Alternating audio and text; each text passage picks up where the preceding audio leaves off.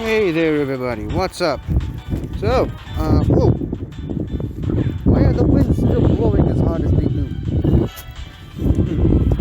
That's interesting. In any case, so, last couple of weeks, well, guess I shouldn't say weeks.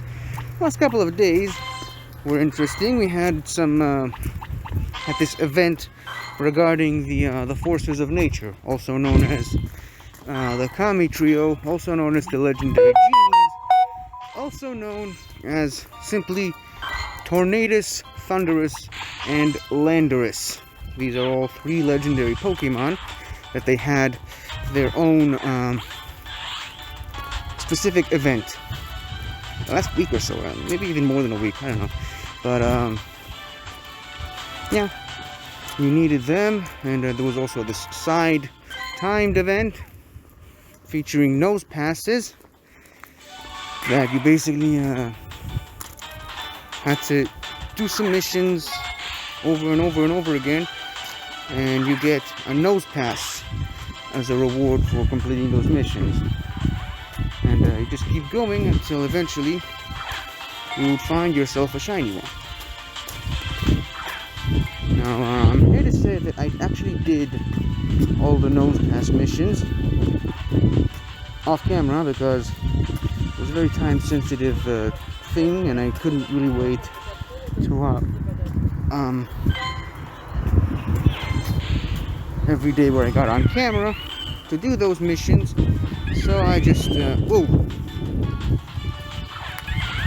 I just did them all off camera, and I'm pretty sure I also recorded myself doing that. So if I did, I'm gonna put it right here in this part of the video. But I finished it, as I mentioned, and didn't get a single shiny nose pass, and now the mission is over. So, no, I'm not too bitter about that. At least I tried. However, what was really a major bummer for me was the fact that I wasn't going to be able to complete the Forces of Nature themed special research missions. I don't know what they're called exactly, but I wasn't going to be able to do them simply because I had Landorus, Tornadus, but I didn't have Thundurus. So that was a major problem for me, because part of the mission is you need to take a snapshot of all three of them. And obviously you need to have all three of them in order to take a snapshot of them. But where my progression in this mission kind of hit a wall was when it came to Thundurus, which was the third one, and I didn't have him, so I couldn't really take a snapshot of him. I'm saying him, but it really should be it, because they are legendary Pokemon and therefore genderless. However, they do very much resemble men, all three of them, at least in their incarnate forms, not in their Therian forms. However, times are different now, because on Friday I was hovering around the texting group that I am a part of, and I usually check with for special events like these. And I actually found someone who was looking for people to join in on some raids for Thundurus. I messaged him back and sent him my friend code through this texting group, and wouldn't you know it, we became friends, and he sent me an invitation to join the Thundurus raid, which was around his neighborhood. And we won, obviously. I got myself a Thundurus, which means now I can finally complete this mission, hopefully, by taking a snapshot of Thundurus, the one that I got on Friday. Alright, I think I've stalled enough. Well, almost enough. Because I can't necessarily see a Cherrim just hopping around there. without trying to catch it, because Cherrim, especially, well, Cherrim in general is an evolved Pokemon, so it gives off more Stardust when you catch it. Especially when it has a weather boost. And a weather boosted evolved Pokemon gives off a lot more candy. Anyways, let's go over here. Let's go to recent, because it's a recently caught Pokemon. There it is, Thundurus in his blue glory-ish. Bluish glory. Now, let's take a snapshot of this guy. And now we can move on and finish the mission. Here's another Cherrim. I gotta catch it. I mean, for the most part, Cherrim is not a very beloved Pokemon. I mean, I love the gimmick of this Pokemon. That's the main thing I love about this Pokemon. That it's, first of all, it's pre-evolution Cherubi. It's basically a cherry. I mean, they went ahead and made a cherry Pokemon.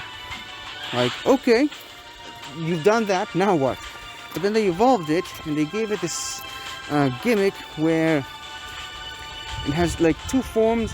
Can't remember what they're both called, but it's basically a cherry flower, but it's closed and open depending on the weather, which is cool and all, but for the most part it's useless, because the form where the flower is closed, it's mostly useless, and you need to use the move Sunny Day to set up the sun, so that it can open up and get to its more powerful state, and also to be able to use Solar Beam in one turn. Now, unfortunately, while creating the sunny weather, it also increases the effectiveness of fire type moves, which it's weak to. So, yeah, not really the best. Not really the best gimmick for a Pokemon. However, in Pokemon Go, because they're so abundant, and they appear much more than their pre-evolved forms. As a matter of fact, on normal days where there isn't like an event or something, you can find these things all over. And these things, as I mentioned, they are evolved Pokemon, and therefore they are worth a lot more Stardust. So yeah, I wouldn't necessarily say that Cherrim is the most useless Pokemon of all time, because it does have some uses, but still, it doesn't really do much other than that. Let me just quickly shiny check this Rug and Roller here. And it's not shiny, so we can move on. Now that I have taken a snapshot of Thundurus, I get 10 candy, which is great, which means I don't have to grind up a lot of raids for some candy. I can just take this candy and power it up now. Plus, I also have like 12 candies from other raids that I've been saving up for a while. But it's pretty much irrelevant. Anyways, okay, so we're getting a Pokemon, and since we needed to catch electric types for this mission in particular, by the way, I actually completed these two parts of the mission off camera. I forgot to mention that, but since we're getting a Pokemon that is an electric, since we needed to catch electric type Pokemon for this mission, we're getting a Pokemon here. Now, the last two Pokemon that we got from missions really matched the legendaries that we were supposed to be researching. We got a Drillbur for Landorus, the ground type. We got a Ducklet for Tornadus, the flying type. And for Thundurus, I'm assuming we're getting an Emolga, because it's electric flying. It's the exact same typing as Thundurus. And if not, then it's either Emolga or Blitzel. Okay? Unless they decide to shock the world, and this is how they're going to introduce Dynamo into the game, which is a Unnovan pure electric type that hasn't been added to the game yet. Okay? So let's see which Pokemon we're getting. I'm guessing it's Emolga, but we'll see.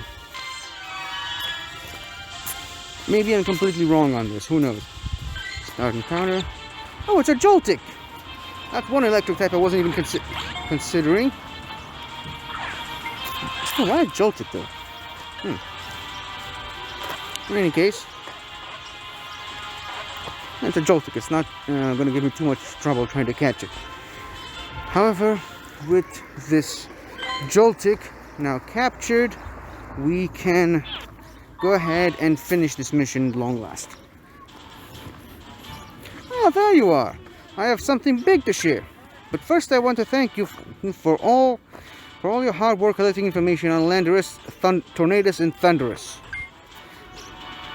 I feel confident and oops, sorry, the sun is interrupting my reading. I feel confident that when the time comes, you'll be prepared to encounter any of these amazing legendary Pokemon, regardless of which form they appear. I'm pretty sure they misspelled form there. It doesn't have an E at the end, unless I'm reading it wrong. Now, do you remember that strange experience I had where my dream began fading inexplicably? I think I may have finally uncovered the cause. Yeah, he said he felt like the dream was being eaten. I suspect Dream Ear, which is a move that it's a psychic type move that only works when a Pokemon is asleep. I don't think it's in this game.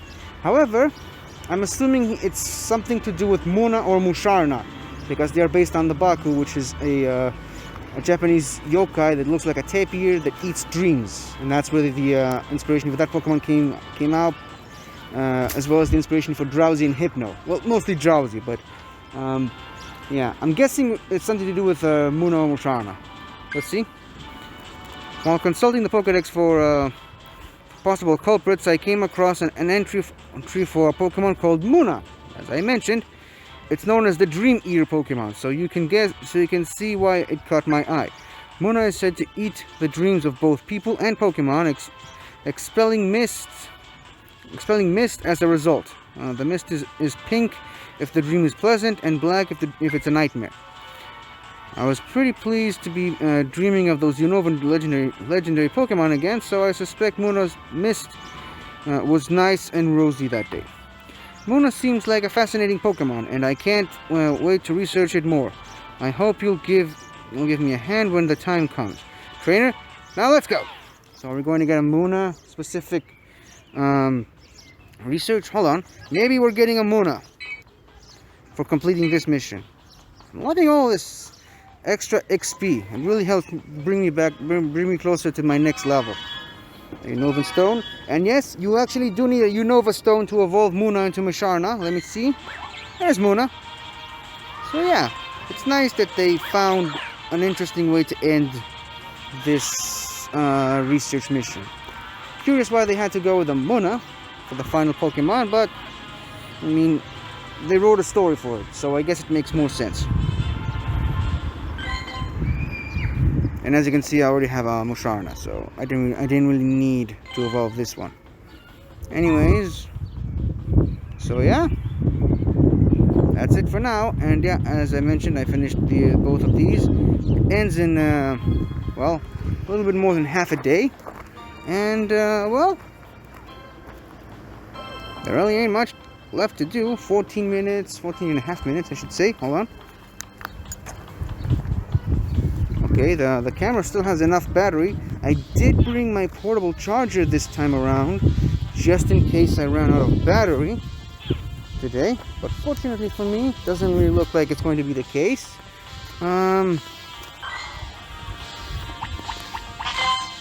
Yeah. It's been unfortunate now that I don't really have much else to talk about. I mean, it's been a pretty short episode today, but I did cover a lot in this episode today. I mean, I talked about and explained the gimmick of Cherim. I finally finished the Thundurus mission, and more specifically all of the Forces of Nature's missions, Tornadus, Thundurus, and Landorus. And I also got to talk a little bit about Muna and Musharna. just for reference, this is a Muna, and it is a floating tapir, but it's also it's meant to look like an incense, because incense expels good smells, which are very therapeutic and supposedly bring good dreams. That's how they connected the incense with this dream-eating yokai. It is shaped like a tapir, and that's why it has flowers painted on it, because it looks like it's supposed to look more like a pleasant-smelling incense. Let me see if I can pull out one of my Musharnas. Actually, I think I only have one. There we go, one Musharna. There we go. It looks even more like a tapir, and if you notice the patterns on it, it looks even more like Drowsy. It shares a lot of visual similarities with Drowsy, and this thing coming out of its head, it's the mist, the pleasant smelling mist of the incense.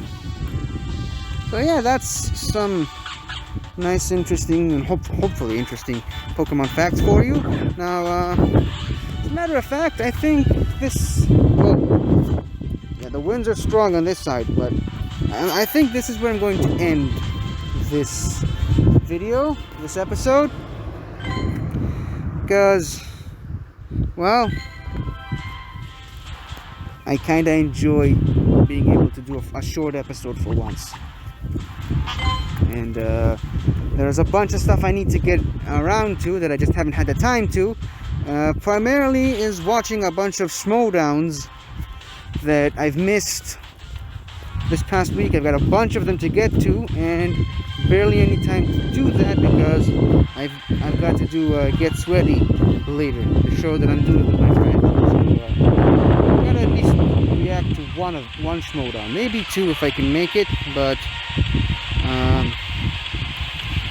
yeah, I gotta watch and react to them because we're probably going to talk about Schmoedown on this episode of Geek. So, well, I'm just gonna beat this gym and put a Pokemon in it, and that'll be it. I think should be enough for one day. Anyways, so yeah, this has been today's episode. Thank you all for watching, and I'll see you tomorrow for more stuff. Goodbye. Okay, this is a bit of a unexpected post-credit scene for this episode, but I just so happened to hatch a Bisharp off camera. Hold on, let me see if there's any other hatching that needs to be done. Apparently not. I'm just quickly shiny check these two before I evolve this Bisharp or the other Bisharp that I hatched. Okay, let us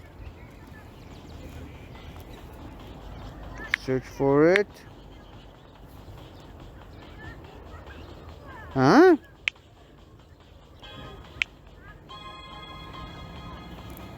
Hold on.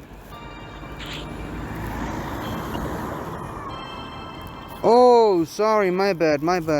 It's a Pawniard. Bisharp is the evolved form. My mistake. Okay, I got two Pawniards here. One has slightly higher CP than the other. Let me just quickly appraise both of them and see which is the one I'm going to keep. Probably this one, I don't know. I mean, attack and defense are balanced, but it's got perfect HP. And this one doesn't have any perfect IVs at all, so probably going to evolve this one. But yeah, a Pawniard. Dark and Steel, I believe the only one in the game, I think. And yeah, it's a chess piece Pokemon. It's a pawn that evolves into a Bisharp. And it's a sharp Bishop, so it's Bisharp. There we go. Got to add another Pokemon to the Pokedex. Nice, isn't it? Anyways, like I said, hope you enjoyed this unplanned, unscripted post-credit scene, and got myself a brand new Dark and Steel type Pokemon added to the roster. Gonna have to try to see how I'm going to boost it in the next couple of months. But that's it for today. Bye. Hello again, everybody. I really hope you enjoyed this video, because I really enjoyed making it. So, if you like what you've seen here, please remember to like, share, comment, and subscribe for more awesome content like this. So, until next time, guys, I'll see you guys next time.